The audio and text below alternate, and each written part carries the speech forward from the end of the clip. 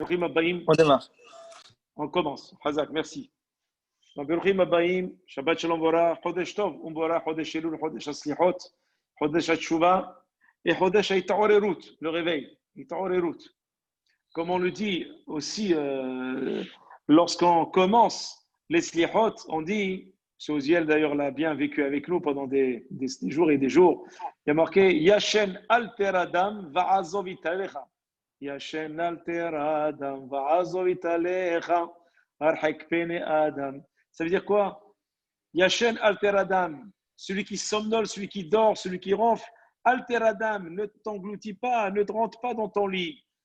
Lève-toi, parce que c'est le moment où il faut se réveiller. C'est le moment où jamais. C'est maintenant.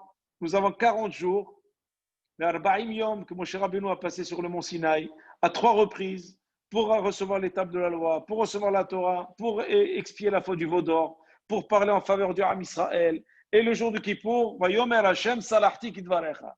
Le jour de Kippour, Kadosh Baruch Hu lui a dit, ça y est, ta tefila est tellement puissante, Salahti Kidvarecha. Donc c'est le jour de la Sliha. Donc il a été institué. Le jour, le 40e jour, c'était Yom HaKippourim. Donc, Yashen Alter Adam, toi qui dors, réveille-toi, ne sommeille pas, parce que tu n'as pas d'autre chance. Profite où le roi sort à l'extérieur de son palais pour aller vers lui. C'est un roi qui sort de son royaume, alors profites-en pour aller le voir. D'ailleurs, l'objet du cours de mercredi soir, si Dieu veut, B'ezrat Hashem, notre conférence à 21h30 heure française, ce sera la Teshuvah. On va parler de la Teshuvah, mais avec une approche assez intéressante. Je vous donnerai le titre B'ezrat Hashem. Mais pour l'heure, je voudrais parler de la parashat Shoftim. Vous savez que la parashat Shoftim, je citerai les Fashlema El Nishmat à la fin.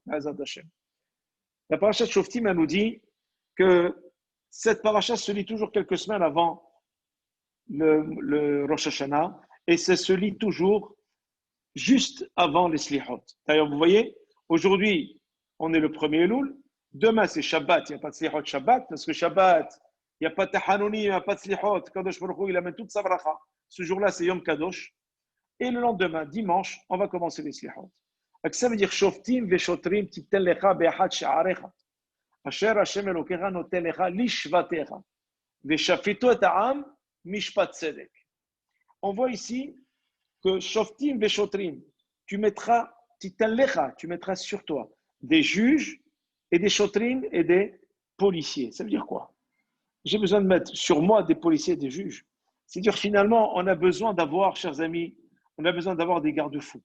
On ne peut pas rester sans garde-fou. L'homme, s'il n'a pas de garde-fou, s'il n'est pas protégé par plusieurs éléments qui lui permettent justement d'avoir une sonnerie d'alarme, qui lui disent attention, là tu as fait une faute, là tu as un problème, là il faut que tu te réveilles, là il faut que tu fasses tchouva, là tu as fait une erreur aujourd'hui, réveille-toi. Ça s'appelle quelqu'un qui est en éveil permanent.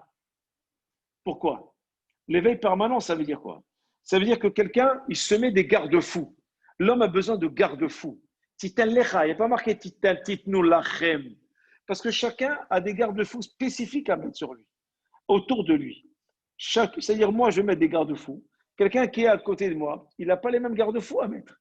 Pourquoi? Parce qu'il a un autre niveau de Torah. Peut-être qu'il est plus fort, plus moins fort. Peut-être qu'il est plus, on va dire, il est plus motivé pour les mitzvot. L'autre, il est moins motivé pour les mitzvot. Donc, les garde-fous que je veux me mettre sont en proportion avec ce que je suis. C'est pour ça que la Torah nous dit Shoftim et Shotrim titen lecha. Pas titnu lachem, titen lecha. Chacun, il se connaît tellement bien que pendant cette période de Teshuvah, on doit se mettre des garde-fous et double garde-fous pour essayer de éviter de tomber dans des pièges. Et c'est pour cela que la paracha est dit Veshaftu ta'am mishpat tzedek. Quel est le premier garde-fou qu'on doit faire? Le Midrash nous dit que toute personne qui constitue une communauté, elle doit mettre un dayan dans la communauté, je parle dans une ville, un dayan qui soit à la hauteur. Ça veut dire il doit faire mishpat tzedek. Ça commence par les grands pour terminer par l'ensemble des fidèles. Si on n'a pas l'exemple des grands, c'est ce que nous dit d'ailleurs le Boutzna de Nehora, il dit la chose suivante. Mano timne alecha shoftim. Tu dois mettre sur toi des juges qui soient justes. afin qu'ils puissent bien être représentatifs d'Akadosh Baruch Hu.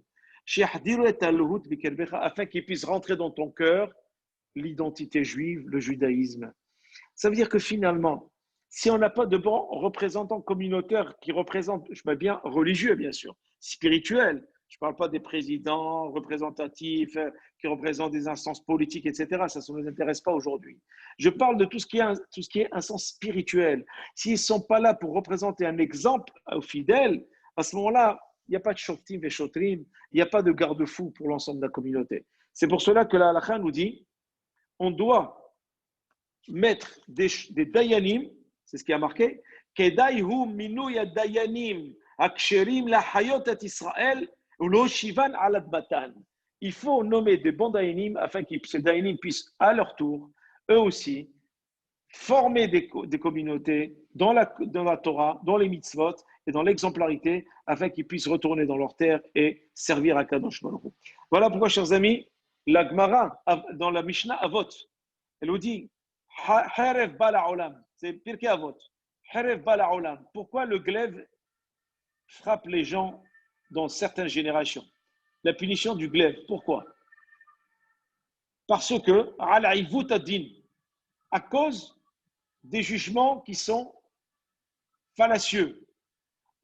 Et ensuite, galout bala olam. Et pourquoi le galout vient dans le monde? Pourquoi nous sommes en exil?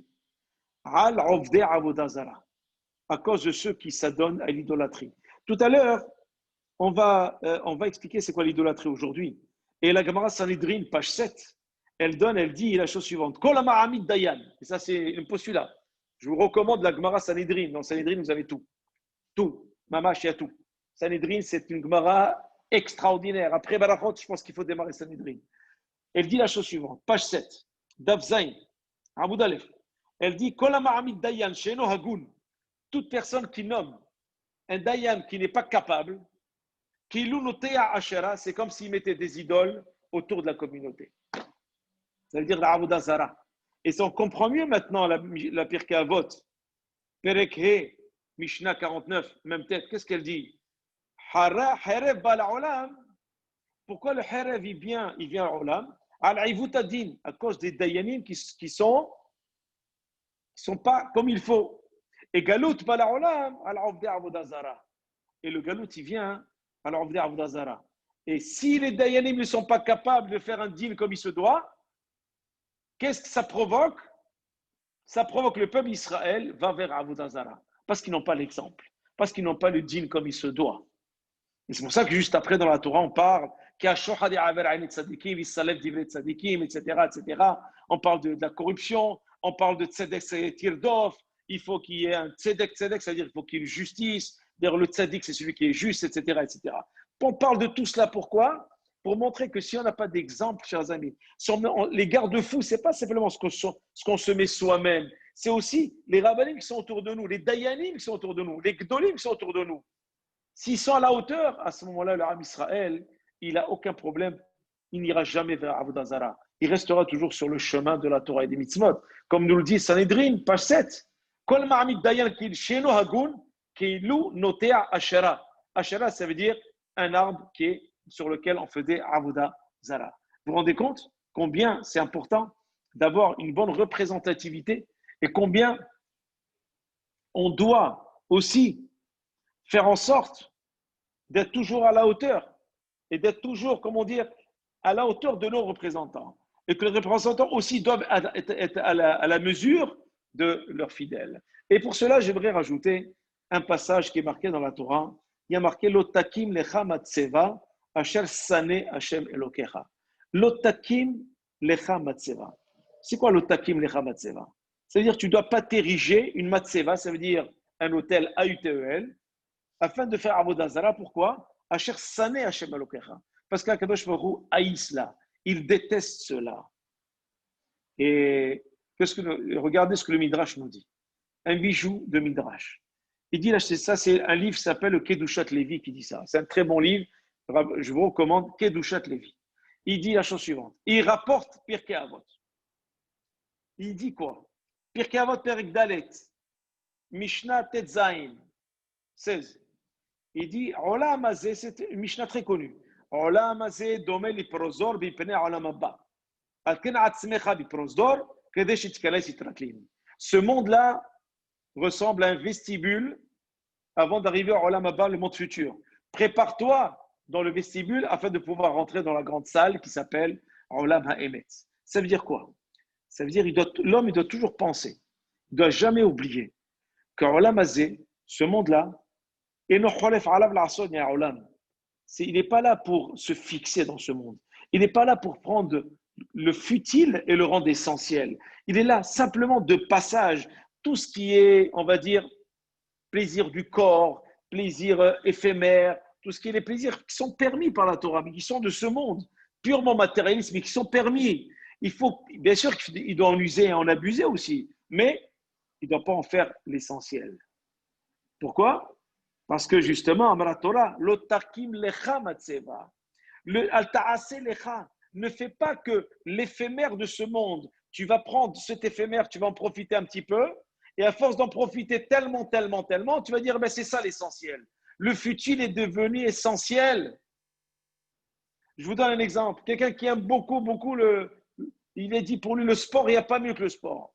Au lieu de faire 2 heures de sport, il va faire 6 heures par jour. Il aime le sport, mais c'est permis. À ce moment-là, ça devient de l'idolâtrie. Ça devient quelque chose, c'est devenu l'essentiel pour lui. Pendant ces 6 heures, il aurait pu évoluer dans d'autres domaines spirituels. Il peut en faire 1 heure pour être bien. Mais non, il aime tellement, il dit, bon, c'est permis, je peux. Mais non, l'otakim lecha matzeva. Lecha, c'est quoi? C'est-à-dire, ne fais pas que ce qui est bien pour toi dans ce monde, un plaisir éphémère, qui t'est permis, tu n'as pas le droit de le rendre quelque chose de fixe, parce que tu n'es que de passage dans ce monde. Et étant donné que tu es de passage dans ce monde, donc tous les plaisirs éphémères qui te sont permis, tu ne les fixeras pas dans ta vie, mais simplement tu en useras simplement. Ce qui veut dire, ne fais pas le lecha, comme si c'était vraiment les plaisirs fondamentaux de ce monde pour toi. Parce que sinon, tu ne vas pas te préparer pour la mamba. Comment se préparer pour le monde futur? C'est préparer une certaine spiritualité dans ce monde. Faire en sorte que dans un monde matérialiste, je puisse amener de la spiritualité. C'est ça mon rôle dans ce monde. Notre rôle à nous tous ici, dans le monde, c'est d'apporter de la spiritualité dans un monde purement matérialiste, mais complètement noyé dans le matérialisme, et de plus en plus matérialiste. C'est d'apporter un brin de spiritualité, d'apporter un nuage de spiritualité. Je ne dis même pas d'amener des profondeurs, au moins un petit peu de spiritualité. Chacun va me porter un peu, et on est tous garants les uns des autres. Et c'est ça qui fait que bien sûr qu'on va user des plaisirs de ce monde, parce que il y a marqué dans la Gemara, toute personne qui s'interdit des choses permises par la Torah, Hayav Mita, il est condamné à mort. Pourquoi? Parce qu'Hachem t'a demandé de vivre la Torah dans ce monde. Il ne t'a pas demandé de te restreindre la Torah. Il te demande de vivre les mitzvot, pas que de les pratiquer, de les vivre. C'est-à-dire, si tu dois vivre les mitzvot, c'est-à-dire que la vie, tu dois tirer plaisir des mitzvot.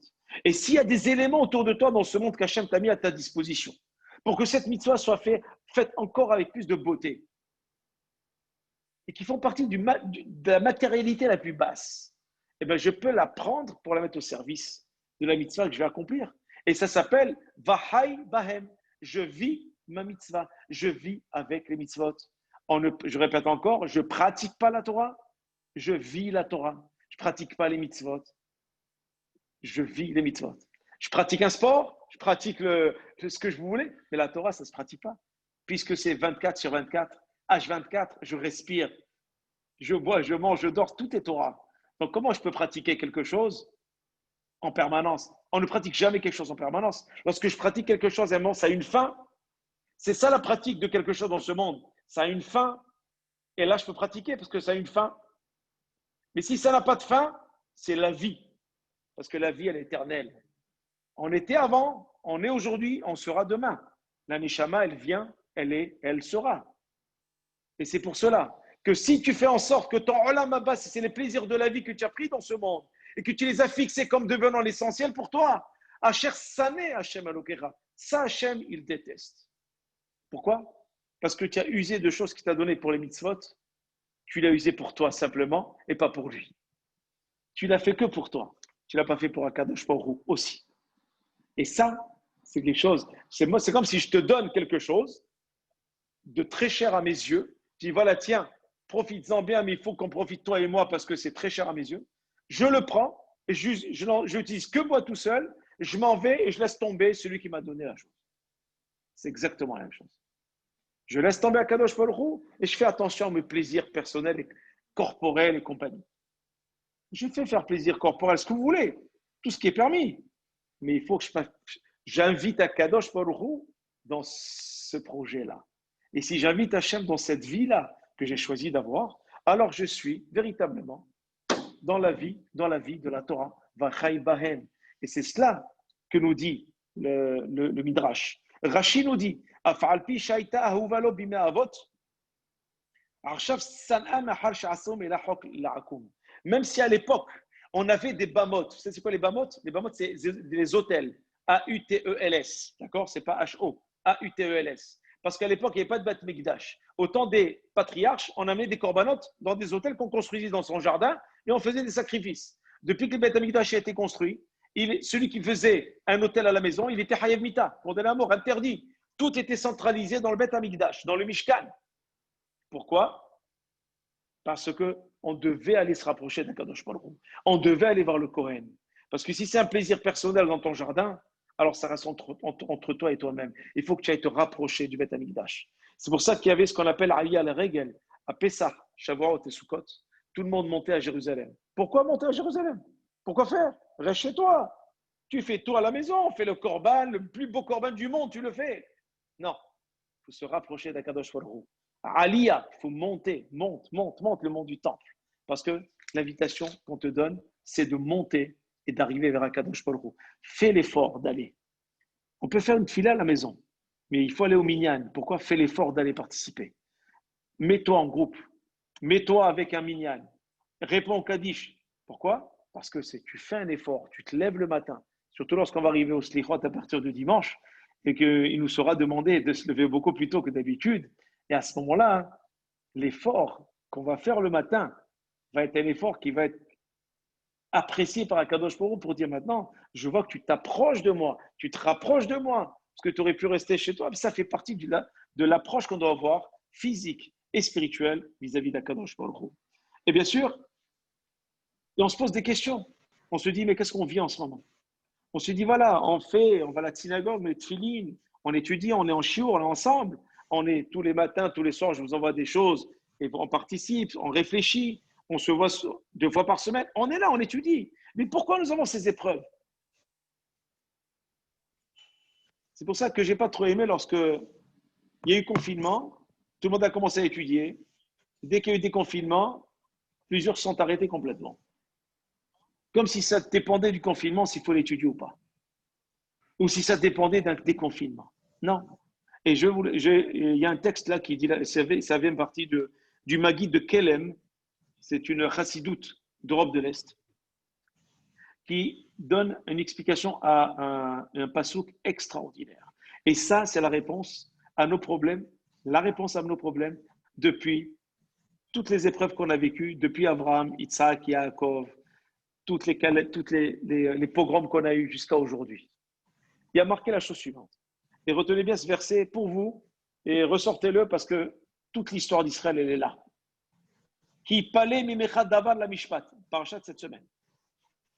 Si vraiment quelque chose se passe, tu vois qu'il se passe des choses, mais trop dures. Mishpat, c'est dur, juge, en justice. Ben dam les dames, entre un sang et un autre sang, c'est-à-dire un homme et un autre. Ben din les din, entre une xéra, un décret et un autre décret. Ben nega les nega, entre une épidémie et une autre épidémie. Une plaie. Maintenant, je ne dis pas la fin du verset, je la dirai à la fin. Alors, maintenant, je rentre dans le Midrash. Maintenant, si tu vois autour de toi qu'il se passe des décrets terribles, des choses cruelles, des personnes qui meurent, des gens qui tombent malades, des tzadikim qui nous quittent, ben dam les dames, ça veut dire il y a du sang juif qui coule. On appelle ça en hébreu dam efker. Efker, ça veut dire c'est un sang qui n'appartient plus à personne. Même pas, il y a la mitzvah de couvrir le sang et faire une mitzvah, la bracha pour couvrir le sang. Lorsqu'on fait la shrita, il y a ce qu'on appelle kisui adam et une bracha à faire, que le shohat il fait, ou celui qui est à côté de lui peut faire. On dit que si on voit même le sang des Juifs qui coule et on n'a même pas le temps de le couvrir, tellement il y en a qui décèdent, Hasvé Shalom, et qui coulent comme de l'eau. Ben Din Ledin, on voit qu'il y a des décrets dans des pays contre les Juifs, des xérot, des épidémies qui nous frappent. On ne sait pas d'où elles sortent, cette épidémie, ce genre d'épidémie. Et tu te poses des questions. Pourquoi nous avons ces décrets? Qu'est-ce qui se passe? Pourquoi on est sous pression? On est dépression, déprimé. On pense que ça va aller. Finalement, ça ne va pas. On pensait que ça allait. Finalement, pendant 2 mois, ils n'ont pas parlé. La rentrée approchant, on commence à déballer les catastrophes qu'on n'a pas senties pendant 2 mois. Et on ne sait pas ce qui va se passer, etc. Voire grave, voire pas grave. Peu importe. On est dans une pression terrible. Et on se pose la question. Lama, Pgaim, Ungaim, pourquoi des décrets, des plaies, des épidémies, Khadashim, nouvelles, qu'on n'a jamais entendu parler avant. Vous voyez ce que je veux dire? C'est pas moi, c'est un livre qui a été écrit il y a plusieurs années. Mitrakshim Baim al Israël Yom Yom arrive et frappe le peuple d'Israël tous les jours. Alors, il faut savoir que lorsqu'une plaie frappe le monde entier, c'est pour réveiller un seul peuple. Il faut le savoir. C'est pour réveiller l'armée Israël. Alors on se pose la question, pourquoi tout ça? Et cette question, tout le monde se la pose. Pendant l'été, tout le monde a fait un peu dodo, oh là là, c'est bien, les villégiatures, on est là, etc. On a tendance à oublier, ça va, tout va bien. Les gens sont un peu plus sereins. On dit rien à la télé. Aujourd'hui, il n'y a pas de le nombre de morts, le nombre de blessés, le nombre de fatigués, etc. Il n'y a rien. Donc tout va bien. D'un coup, on vous annonce, boum, qu'est-ce qui se passe? La réponse, elle est dans le verset. À la suite. Je répète le verset. Ki paleh mimecha davar la mishpat. Si tu te poses des questions, qu'est-ce qui se passe? Des jugements terribles sur nous. Ben dam les dames, le sang qui coule. Ben din les din, des xérotes sur le peuple d'Israël, les mauvais décrets. Dans certains pays, ici et là, on est oppressé par des roquettes, par des bombes, par-ci, par-là. Ben négal, entre une épidémie et une autre. Première vague, deuxième vague, maintenant c'est cluster, maintenant on va l'appeler comme ça, on ne sait plus comment l'appeler. Maintenant, elle se présente comme ça, après elle se présente comme ça. On ne sait plus comment elle se présente. Vous savez la réponse? Quelle est la réponse? La fin du verset. 3 mots. Divrei rivot bisha'arecha. Des paroles de querelle au sein du Ham Israël. Divrei rivot bisha'arecha. La Torah, elle a dit ça il y a 3300 ans. Kadosh Baruch Hu l'a enseigné à Moshe. Moshe nous l'a enseigné. C'est ça que dit le Midrash. Il dit, vous allez chercher loin. Vous allez chercher. Pourquoi si, pourquoi ça? Et on rentre dans la philosophie, on rentre dans la rhétorique, on rentre dans les... Attends, il faut voir ce que dit la mystique, la Kabbalah. Quelle Kabbalah? Regarde ce que dit le Midrash, tout simple. Il dit simplement, Biglal hamerivot ve'amedanim asher ba'arev al Israël. À cause des conflits et des gens colporteurs de la Shonara, dont leur spécialité est de dire du mal des uns et des autres, qui se trouvent dans les villages et les villes juives ou dans les communautés juives, sinat hinam, la haine gratuite, umrivot adadiot ele. Il y a même des querelles entre personnes qui s'aiment, frères et sœurs, mari-femme, enfants, parents, cousins, cousines, c'est-à-dire des gens qui s'aiment, qui sont du même sang, même pas des gens, communautés qu'on connaît, des gens qu'on ne connaît pas, entre eux, hadadat, comme Yedidim, Yedid, ça veut dire un être cher. En agormot, c'est cela qui provoque les sivlotenu, nos souffrances, ufgaenu harabim, et nos épidémies successives et nos souffrances successives qui arrivent. Je vous l'ai lu textuellement, mot à mot, ce que dit le Midrash. Et je l'ai fait exprès de le lire pour vous dire que n'allez pas chercher midi à 14h. La première chose à faire, c'est d'arrêter la shonara. C'est d'arrêter complètement la haine de l'autre. C'est de juger l'autre favorablement. Parce que la paracha s'appelle Shoftim et Shotrim. Shoftim juge. Shotrim, c'est des policiers. Les policiers viennent mettre en place le jugement des juges. Le mettre en place. Ça veut dire que le juge, c'est qui le juge suprême? C'est Akadosh Baruch Hu. Si nous, on s'amuse à juger qui que ce soit, Hachem va nous juger de la même manière qu'on a jugé l'autre. Et c'est ce qui se passe aujourd'hui. Un peu partout. Je ne vais pas dire où, parce que je ne vais pas faire la shonara du tout, ce n'est pas le moment. Combien on entend dans les médias entre juifs, combien on se déteste et on le voit dans les réseaux, par des grossièretés, par des menaces de mort même, des grossièretés. Dans des communautés, l'un ne supporte pas l'autre. C'est cela, chers amis, shoftim et shotrim. Si c'est le début si vraiment on veut commencer un début de Teshuvah, si on peut commencer par là, chers amis, ça serait vraiment la bonne porte d'entrée. La bonne porte d'entrée pour une Teshuvah Shlema, c'est d'avoir un cœur pur et propre. Parce que si j'essaye d'arranger un mur, je mets une bonne peinture au mur, magnifique, mais derrière, je n'ai pas réparé quoi que ce soit, le mur il va tomber. Je n'ai pas mis ce qu'il fallait derrière, j'ai laissé des trous, mais j'ai mis un beau papier peint, magnifique. Le papier peint, un jour ou l'autre, il va tomber. Les trous vont apparaître. Pourquoi? Parce que je n'ai pas travaillé en profondeur. C'est-à-dire que si mon cœur il est encore noir, s'il est encore contrarié et contrariant, alors à ce moment-là, je ne peux pas commencer un processus d'échouement. Je ne peux pas commencer le mois de Elul. Ani le dodi ve dodili. Je suis pour mon bien-aimé. Mon bien-aimé est pour moi. C'est un couple, vous savez, dans le Cantique des Cantiques, son Shir HaShirim, ce texte. Shir HaShirim, c'est un texte, passez-moi le terme, érotique, qui parle de l'amour profond, sans tabou, entre Am Israël et Akadosh Baruch Hu, et qui lui dit, regarde, fidélité, respect, franchise, et surtout, cœur pur. Un sourire peut cacher un cœur noir. Mais ce que je demande de toi, Rahamana li babae, Akadosh Baruch Hu demande le cœur de chaque personne. Il ne demande pas que tu fasses la mitzvah avec des coups d'artifice. Il demande que tu fasses avec ton cœur. Et c'est pour ça qu'il y a marqué Lotasur minad davar asher agidu lecha yamin usmol. Ne sors pas du chemin ni à droite ni à gauche. Pourquoi la Torah dit ni à droite ni à gauche? On a besoin de détails.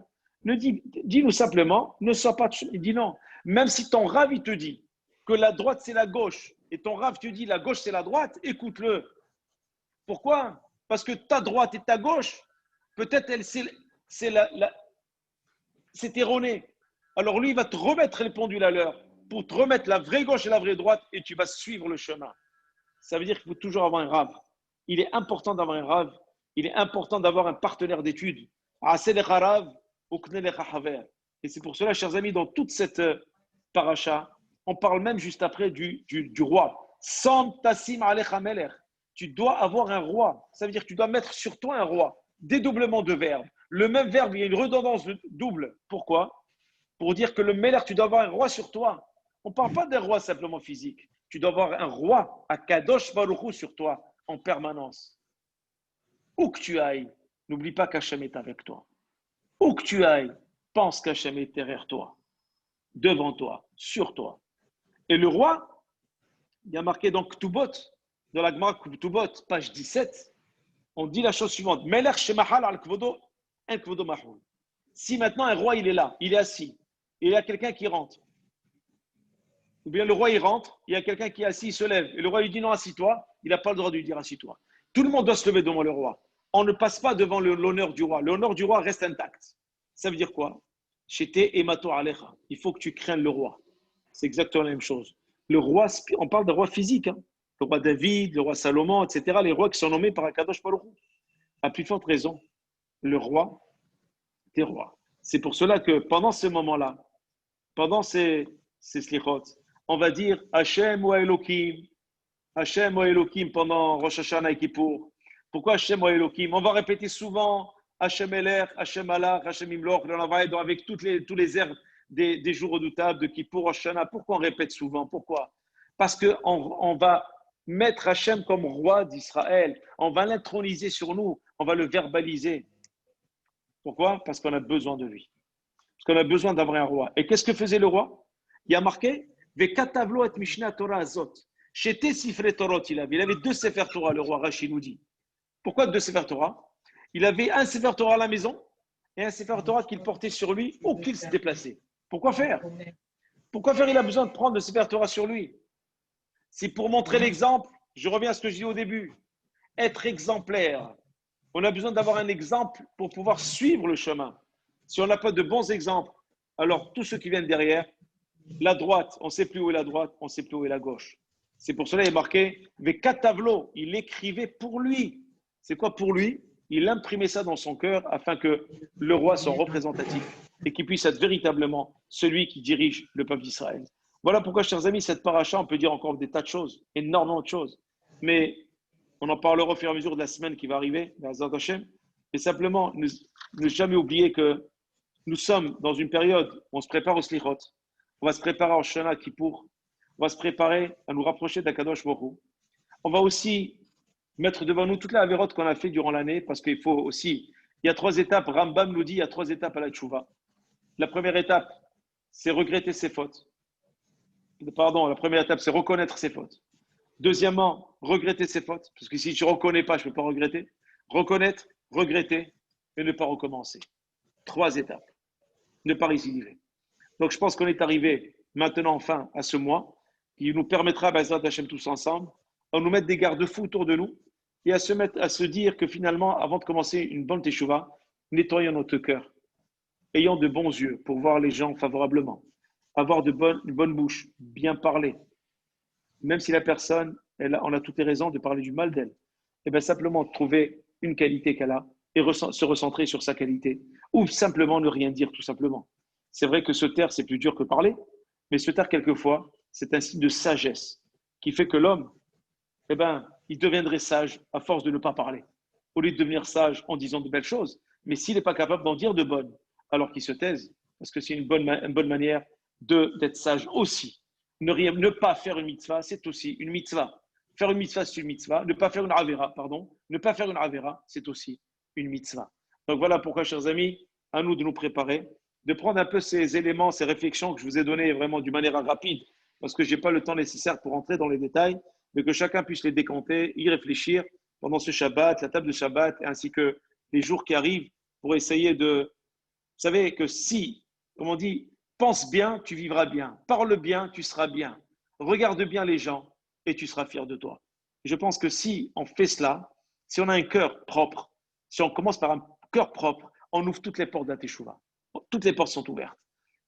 La Teshuvah, ce n'est pas des coups d'éclat, c'est ouvrir son cœur et faire en sorte maintenant, ça y est, je voudrais juger les gens, les autres, comme je voudrais qu'Hachem me juge à moi. Alors, à nous de réfléchir à cette phrase. Je ne juge les gens et je voudrais que de la même manière que je juge les gens de cette manière-là, je voudrais qu'Hachem me juge. Alors, si vraiment on est dans une bonne dynamique avec un cœur pur, alors on est content. Mais si on est dans un cœur contraire, alors imaginez comme Hachem, Has Shalom, nous jugerait. Alors, je pense que si on rentre dans une dynamique, on se prépare au jour du jugement, alors jugeons les autres avec beaucoup d'affabilité et de bienveillance, et Akadosh Baruch Hu sera dans de bonnes dispositions, voyant notre cœur et nos efforts pour nous juger favorablement, même si quelque part, on n'a pas les grands mérites, on n'est pas des grands tzadikim parce qu'on a beaucoup d'efforts, on est des hommes et des femmes avec des hauts et des bas. Malgré tout, avoir un cœur pur, c'est déjà tracer sa route et Hachem nous aidera à nous pousser et à nous rapprocher de lui, comme il y a marqué Ani le Dodi, Vedodili. Je suis pour mon bien-aimé.